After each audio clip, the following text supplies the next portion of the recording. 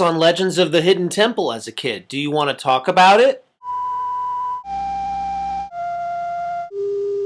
People, let me tell you about my best friend. He's a warm-hearted person who loved me till the end.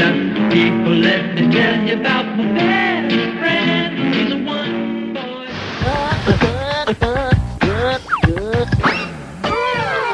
How does Nick get to my house every day? Watch.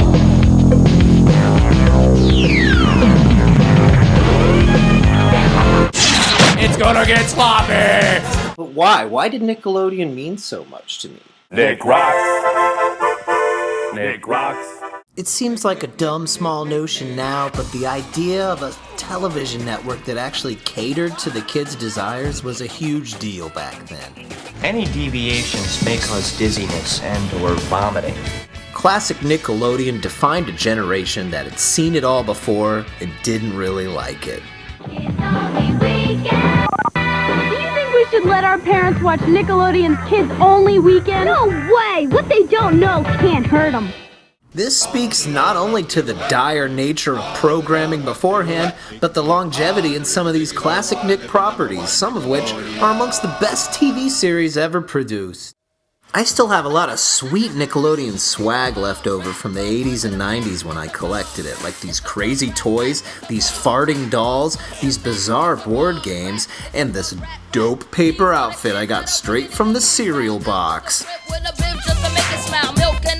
Just stand there, Stevie! Look out! You can pick up these limited edition Ren and Stimpy shorts from Kellogg's Corn Pop cereal. Yours for $6.95 and 2 proofs. Enjoy! This tape here I had to eat, I think, 2 boxes of frosted mini wheats. The internet did not exist. You could set it to, it would go Nick, Nick, Nick, Nick, Nick, Nick when it went off, and it had a radio function, a big button to snooze. This thing was it worked for like 14 years before it burnt out. Some of the more valuable pieces of my collection would include the Clarissa album, which I purchased from Circuit City, this Doug animation cell and pencil drawing, and of course my Burger King Reptar, which of course I have in the main entrance. Hey, get up! Your neighbors just got Nickelodeon. I liked that Nickelodeon celebrated being a kid when I was a kid. Most of the other children I met just wanted to be teenagers or adults. Frankly, they were mostly assholes. If I had it on my way, I'd slime my town most every day. Haha, that's right, drown you monsters! Before Nickelodeon, kids had a pretty narrow window of material suited at them, especially with any sincerity. For kids in the late 60s and early 70s, Saturday morning was a never-ending rotation of the bizarre and dull. Puppety bullshit, Hanna-Barbera was on autopilot. The overwritten and underproduced series by Jay Ward and Total Television confused us all. The barely produced at all Filmation cartoon-like objects hurt our eyes. And reruns, reruns, reruns, reruns. Do modern children have to deal with so many reruns the way kids born before 2000 did?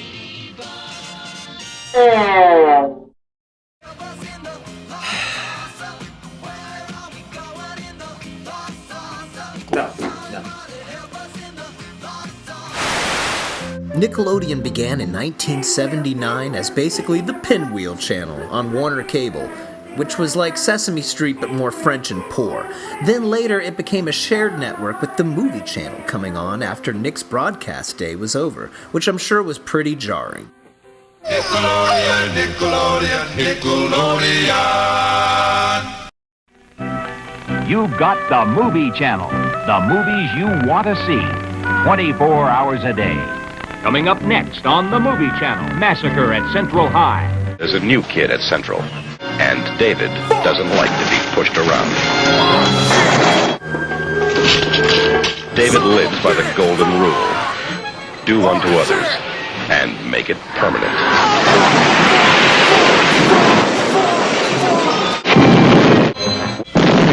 Massacre at Central High. later, Nick shared its hours with A&E, which would send kids screaming to their beds. Worlds of beauty, complexity, and danger. First rate, first run. While the network chugged away during its first few years, it didn't really resonate until the appropriation of Canadian sketch series You Can't Do That on Television, and with rebranding help by sister network MTV. The network began what is now known as its golden era. This age ushered in messy game shows, weird specials, and an age of kids versus adults. If you ever catch your parents watching Nickelodeon's Kids Only Weekend, send them to their room! By 1986, Viacom had acquired MTV, Nick, and all their cable buddies, and were thus able to begin Nick at Night, a nighttime block of sitcoms from the 50s and 60s. My favorite promo from this time period is the Tom's Diner I Dream of Jeannie spot. She folds her arms and blinks her eyes, kind of like Bewitched. So when I say now, anybody who wants to participate in the survey, touch the green square on your television screen. When I say now. The cool thing about Nick is that they constantly encourage kids to send stuff in, enter contests, and then you could pop up on Nick, they could come to your school. There's an endless possibility of ways for you to interact with the network.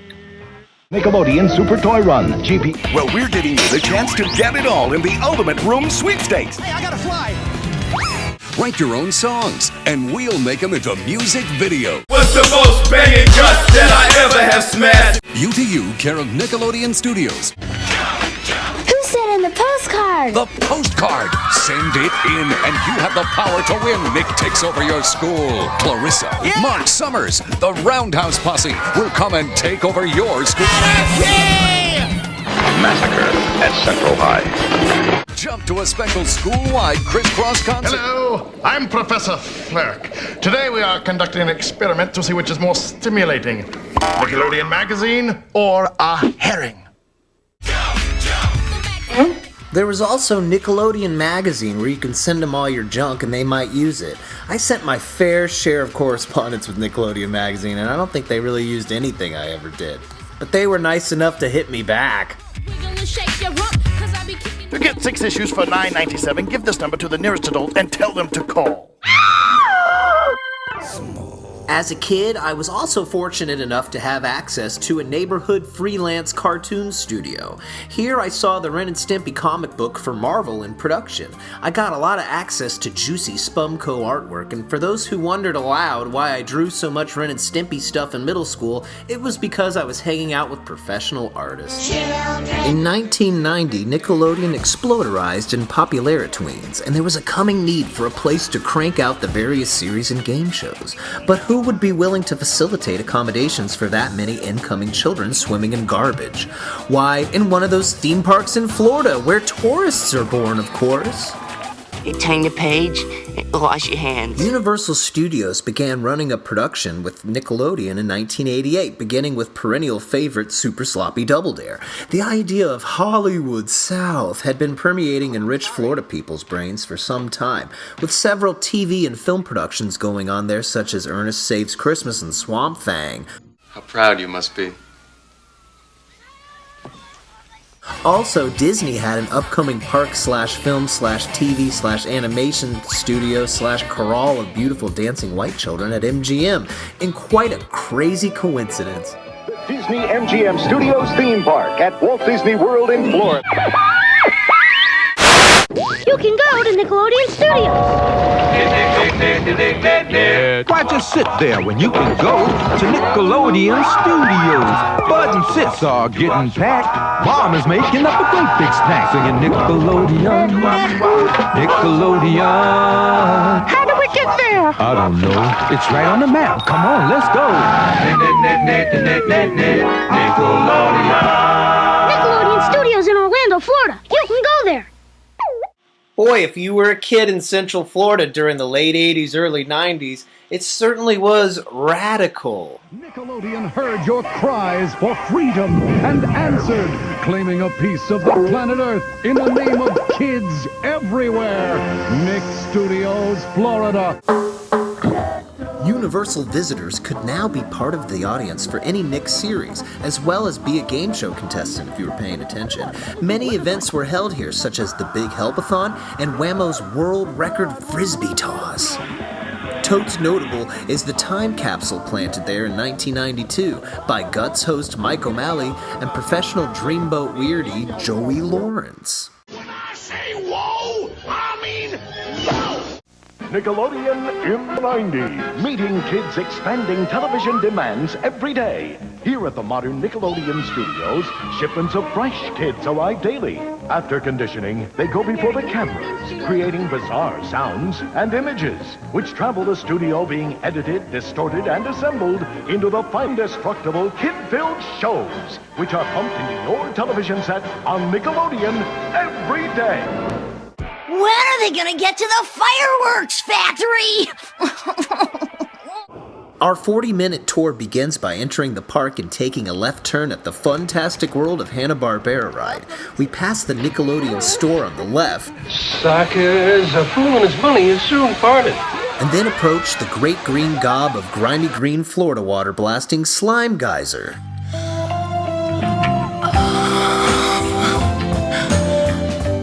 I wonder how many kids were heartbroken to find that while they could see the slime geyser, they couldn't actually reach the slime. Around this area are various props and photo op setups for big gay dorks to take advantage of. Brother, what a goofy. I was particularly fond of the Ren and Stimpy bathroom side. Once you've made it through the queue, we take an escalator up to the second floor, where we get our view of all the Nick sets in production, such as Clarissa Explains It All or Roundhouse. Say from Charms. What? Cut. Then we entered the control room area, where guests were shown various behind-the-scenes short videos, like the making of Ren and Stimpy, with a suspiciously absent cameo from John Cristofalusi. There's one video that went through the sound effects in the Stimpy's Invention episode, and I remember another about voice actor Carlos Alazraqui explaining Rocco's strange Jerry Lewis voice origins. Oh baby, oh baby, oh baby. We then get a peek into the prop room. Holy crap, it's the Snick Couch!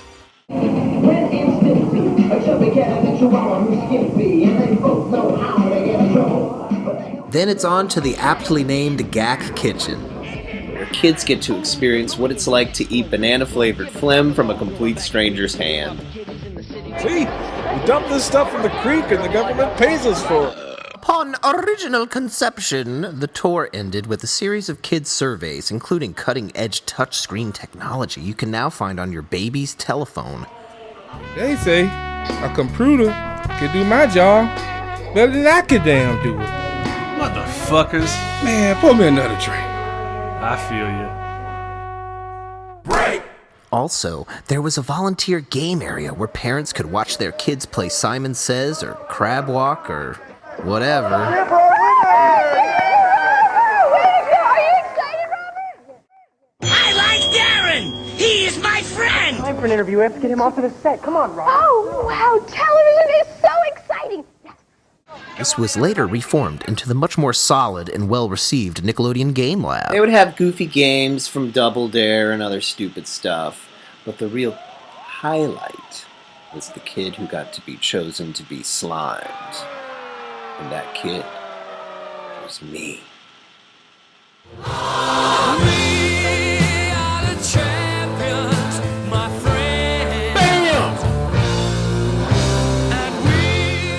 You are now an official Nickelodeon kid, soldier! Taking a shower afterward at Nickelodeon Studios was about as weird as this commercial looks, but at least they gave me some You Can't Do That on Television green slime shampoo. Gets you clean, won't turn you green. The early 90s was the heyday for kid-infused, only semi-commercialized entertainment, and with all of it going down in my backyard, I had a mid-childhood crisis. I was immediately obsessed with getting onto Nickelodeon. Cheese into the shape of your favorite state? How about stick your ears to the sides of your head? Maybe you have a collection of chewed bubble gum that's 2 stories tall? Whatever you can do, Nick wants to hear about it. Because we're looking for contestants for a brand new Nick game show called Figure It Out. So if you have a talent, a collection, or an original invention that's weird, unique, or totally amazing, show us on videotape or take a picture and send it to Nickelodeon's Figure It Out Contestant Search, 1515 Broadway, 38th floor, New York, New York, 10036. Be sure to include your name, age, address, and phone number. Remember, we can't return anything you send in. Sorry. But if you're chosen as a Figure It Out contestant, you'll get a free trip to Nick Studios in Orlando, Florida, where Nick shows are made. So figure out if you've got what it takes to be a contestant on Figure It Out, and you could wind up right here on the only network for you, Nickelodeon. Figure It Out ran for 6 seasons and was a spin on the old What's My Line game show with a little I've got a secret thrown in plus slime. Celebrities of the Nick variety would guess the talent of some weird normie, and there was slime. Now, I should clarify that I was not a contestant on Figure It Out. I didn't have a strange talent like the kid who could cry ejaculate. No, I had seen an ad in the Orlando Sentinel looking for kid talent and jumped on it, sending in goofy videos and drawings immediately. I ended up as one of the featured players on the pilot episode of Figure It Out, one of the crew, if you will.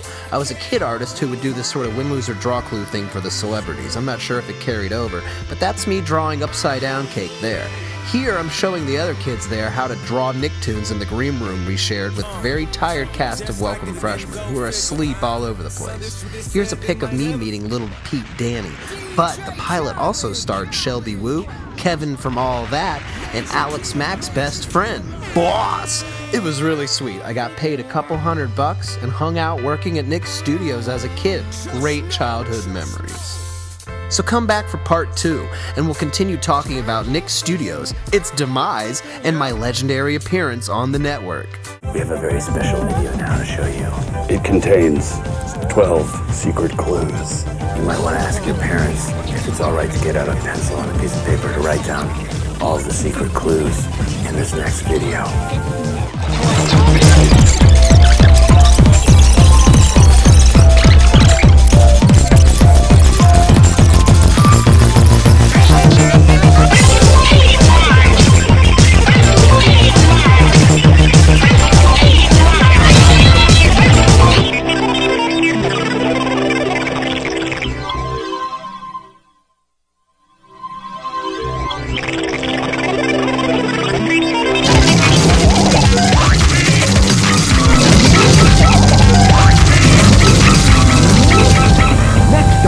Nickelodeon, it's Legends of the Hidden Temple.